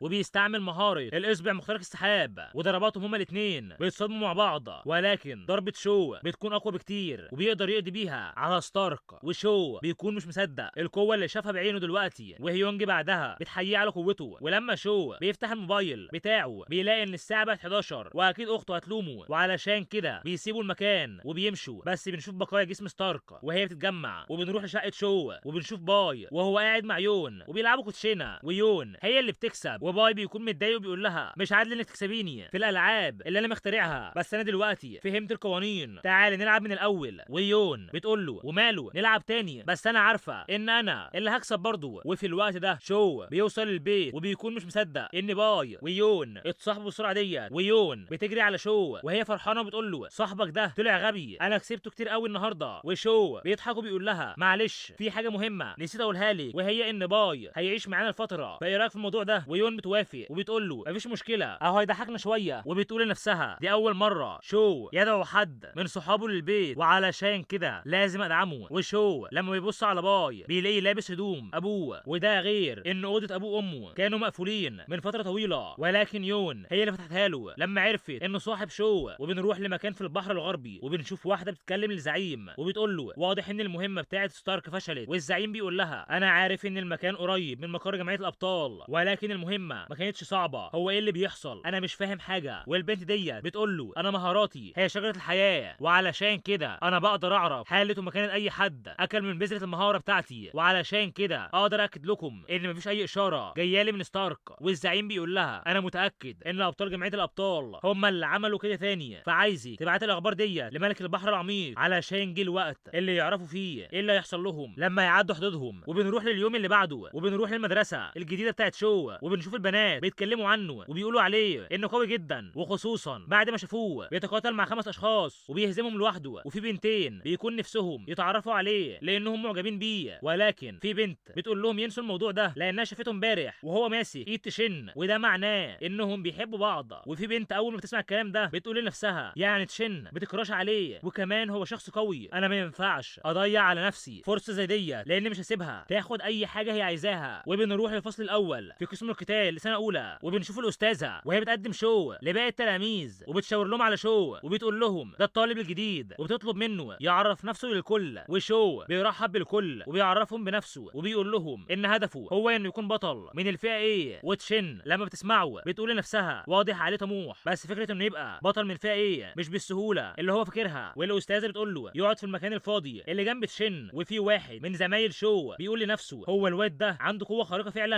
انا الروح بتاعتي مش قادره تحس اي حاجه من ناحيته. والاستاذه بعدها بتقول للكل ان عنوان محاضره النهارده عن القتالات الحقيقيه، وبما ان تشن هي صاحبه اعلى درجات في الفصل فده اللي بيخلي المدرسه تطلب منها تساعد شو بما انه جديد. ولكن في الوقت ده نفس البنت اللي عايزه تضايق تشن بترفع ايدها وبتقول لها انا برضو عايزه اتعرف على الطالب الجديد، هو انا ممكن اشاركهم؟ وبتقول لنفسها انا هسرق الواد ده من تشن قدام الكل. والاستاذه بتقول لها ايوه طبعا ينفع. والاولاد في الوقت ده بيستغربوا وبيقولوا لبعضهم هو ايه اللي بيحصل بالظبط، هو ليه البنتين اختاروه هو والكل بيبقوا غيرانين منه وحاسين انه ابن شخص غني او بطل من الفئه اس. ووانج في الوقت ده بيتضايق لان الاضواء كلها بقت على شو مره ثانيه، وده اللي بيخليه يقول انا هعلمه درس من سهوش. والاستاذه بتقول للكل ما يعملوش صوت وهم رايحين لميدان التدريب، وبنشوف ميدان القتال الفعلي والاستاذه بتطلب من الكل ياخدوا مواقعهم. وشو في الوقت ده بيقول لنفسه الطاقه الروحيه اللي هنا قليله جدا وانا مش عارف ازاي دلوقتي هستعمل مهاره الاصبع مخترق السحاب. وفي الوقت ده البنت اللي عايزه تضايق تشن بتجري عليه وبتمسكه من ايده، وشو بيقول لها انت مين؟ والبنت بتقول له انا اسمي شيا وفرحانه اني قابلتك النهارده، وكمان انا شفت اللي انت عملته امبارح وانبهرت بيك. وشو بيشكرها بس في نفس الوقت تشن بتقول له ما تصدقش كلامها دي بتضحك عليك، هي ما جاتش المدرسه امبارح اصلا. وشيا بتقول لها هو انت ليه عايزه تبوظي صورتي قدامه؟ وبتمسك ايد شو وبتقول له انت مصدقني صح؟ وتشن بتمسك ايده الثانيه وبتقول لشيا تبعد عنه لانها كذابه، وهما الاثنين بيبصوا لبعض وهما متضايقين وكل واحده فيهم بتبص لشو وبتقول له هو انت مصدقني انا ولا لا؟ وشو مش بيكون عارف يرد عليهم، ولكن الاستاذه بعدها بتروح لهم وبتقول لهم يجهزوا علشان هيبداوا. وهنا شو بيفرح لان الاستاذه انقذته من الموقف ده، وبعدها بتظهر كره سوداء في كل المربعات. وتشين بتقول هو ايه نوع الوحش اللي هنقابله المره دي؟ وشا بتقول لها الوحوش دي عشوائيه وده اللي بيخلي كل فريق يتعامل مع وحش مختلف. وبعدها بيظهر قدامهم الوحش اللي بيكون من فئه اس، وهو عباره عن اخطبوط متحور والمهاره بتاعته هي الجليد والوهم والتجدد. وتشين اول ما بتشوفه بتقول ان ده اكتر نوع بتكرهه، والاخطبوط بيهجم عليهم بالجليد، ولكن تشين بتطير بشو وبتقول له ياخد باله. وشو بيقول لها طب سيبيني اجرب وانا هقدرك عليه، وبيستعمل مهاره الاصبع مخترق السحاب، ولكن بتكون قوه المهاره ضعيفه جدا لان مفيش اي طاقه روحيه. وتشين وشيا نفسهم بيحسوا بالاحراج ناحيته بعد اللي شافوه، وبعدها الاخطبوط بيتضايق وبيبدا يهجم بشكل اقوى، ولكن شو وتشين بيقدروا يتفادوا ضرباته. وشو بيقول لنفسه بما اني مش قادر استعمل مهاره الاصبع مخترق السحاب من بعيد فمفيش حل تاني غير اني استعملها من قريب، وبيوقع عيد من ايدي الاخطبوط. وفي الوقت ده تشين بتفقد الامل فيه وبتقول لنفسها ده باين عليه غبي، هو ازاي ما يعرفش انه ممنوع نقطع عيد من ايدي الاخطبوط؟ دي حاجه تعتبر من البديهيات في علم الوحوش. وفجاه بيظهر دخان في كل مكان وشو بيستغرب وبيسالهم عن اللي بيحصل، فتشين بتستخدم مهارتها وبترجعه لعندها وبتقول له بمجرد ما رجل الاخطبوط بتتقطع فبيتم تفعيل مهاره الدخان، وده اللي بيخلي هجومنا عليه اصعب بكتير. كبير، ولما الدخان بيختفي بيظهر عدد كبير من الاخطبوط وبتكون دي نسخ منه. وفي الوقت ده شي بتهجم على الاخطبوط وبتقول لشو اللي عملته ده كان هجوم عظيم بس ما تكرروش مره ثانيه. وبتقول لتشن الوقت محدود وعلشان كده يا ريت تسيب الوحش ده ليا. وبتلبس قناع وبتفعل مهاره قاتل الظلال وبتقول انها هتهجم على نقطه الضعف بتاعه الاخطبوط، لانها بمجرد ما تجرح الاخطبوط الاساسي فباقي النسخ بتوعه هيختفوا. وشو بيكون منبهر بيها. وبنشوف شياو وهي طايره في الهواء وبتهجم على عين الاخطبوط وبتقول ان هو ده الحقيقي، ولكنها بتتصدم بعد ما الاخطبوط بيختفي من قدامها وبتعرف ان ده كان مجرد نسخه. وفي الوقت ده الاخطبوط الحقيقي بيستغل الفرصه وبيهجم عليها وبيحوطها من كل مكان، ولكن في الاخر بتقدر تهرب منه. وبيسمعوا صوت في الوقت ده بيعرفهم ان التدريب لسه فاضل منه 30 ثانيه بس، فلازم يستغلوا الوقت ويقضوا على الوحوش. وفي الوقت ده تشن بتتدخل هي كمان وبتفعل مهاره من انواع التفجير النفسي وبتفجر رجلين الاخطبوط، وده اللي بيخلي شو يتفاجئ وبيسالها وبيقول لها انت من شويه قلتي لي انه ممنوع نهجم على ايدي الاخطبوط، امال ليه بتفجريهم؟ وتشن بتفهمه انه طالما فعل مهاره الدخان فالاخطبوط مش هيعرف يصعب عليهم الموضوع اكتر من كده مهما عملوا، وده غير ان نقطه ضعفه هي عينه، ولو ما قدروش يدمروا مركز عينه فمش هيلحقوا يعرفوا مين هو الاخطبوط الحقيقي. وعلشان كده انا ما عنديش اي اختيار تاني غير ان افجرهم كلهم. ولكن فجاه في اخطبوط بيهجم عليها هي كمان وبيكتفها، وبكده هي وشيا بيكونوا مربوطين ومتكتفين ومش عارفين يعملوا اي حاجه. وشيا بتكون مستغربه وبتقول هو حجمه بقى كبير كده ازاي؟ هو ممكن يبقى استعمل مهاره النسخ علشان يخلينا نستهتر بيه في الاول؟ وفي الوقت ده بيعرفوا ان لسه فاضل 10 ثواني وتشين بتعرف انهم كده يفشلوا في الاختبار ده، بس شو بيقول لهم اياكم تيأسوا احنا كده معانا وقت بزياده كمان. وبعدها بنشوف شو وهو راجع مع هيونج بالليل، وبنشوف شو وهو بيقول لها يا معلمه مهاره الاصبع مخترق السحاب بتحتاج ان استعمل طاقتي الروحيه علشان اقدر احرك الطاقه الروحيه للسماء والارض، فايه اللي هيحصل لو في كميه قليله جدا من الطاقه الروحيه للسماء والارض؟ وهيونج في الوقت ده بتفهمه ان استعماله لطاقته الروحيه علشان يقدر يحرك الطاقه الروحيه للسماء والارض علشان يعرف يعمل تعاويذ مش اهميتها في انه يقدر يحافظ على طاقته الروحيه لاكتر مده ممكنه، لا دي كمان هتخلي عنده قوه كبيره جدا زي اللي عمله من شويه مع ستارك، وبتعرفه ان بقوته الحاليه فبمقياس العالم ده فقوته مساويه لقوه بطل من الفئه اس، وبتفهمه انه لما بيستعمل الحركه ديت فالطاقه اللي حواليه بيتم استهلاكها، وده لانه من الصعب يعوضها في مده قليله. ولكن لو الطاقه الروحيه للسماء والارض كانت قليله او مش موجوده اصلا فهيكون مضطر انه يعتمد على طاقته الروحيه بالكامل في تنفيذ تعاويذه، ولكن ده هيقلل من طاقته وقوته، وعلشان كده لازم يستعملها في حالات الطوارئ بس. وبتعرفوا ان بقوته الحاليه فقوه الاصبع مخترق السحاب هتكون مساويه لضربه قويه جدا من بطل من الفئه ايه. وبنرجع للوقت الحالي والشو بيقول لهم خلوني اوريكم بقى ايه اللي انا اقدر عليه واقدر اعمله، وبيستعمل تعويذه الاصبع مخترق السحاب على عين الاخطبوط، وفعلا شو بيقدر يقضي عليه بسهوله وبيقول لنفسه اعتقد ان على الاقل دلوقتي مستوايا بقى زي الابطال اللي من الفئه سي، ولكن المشكله الوحيده هي انه مش هيبقى عندي اي طاقه روحيه بعد التعويذه ديت، وكل الطلبه بيكونوا مصدومين، وخصوصا ان السقف بقى فيه فتحه كبيره مكان تعويذه شو، وتشين وشيا بيقفوا حوالين شو وبيشجعوه وبيقولوا له انهم ما كانوش عارفين انه قوي للدرجه دي. وبعد ما الاختبار بيخلص كلهم بيتجمعوا في مكان واحد وبيكون فريق شو قدر يجيب الدرجه النهائيه، وده اللي بيخلي الكل مبهورين بيه وكمان بيحسدوه لان غير القوه والدرجه النهائيه فمعاه اجمل بنتين في المدرسه. ولكن وانج بيروح له بيقول له انت محظوظ، وشو بيقول له واضح عليك انك غيران من اللي انا عملته يا وانج. بس وانج بيقول له احنا لسه ما خلصناش اخر خناقه، هل انت عندك الجرأه تتقاتل معايا مره تانية؟ ايه رايك نتقاتل مع بعض كمان 3 ايام ولو انت خسرت فهتخرج من المدرسه، اتفقنا؟ وشو بيقول له طب ولو انت خسرت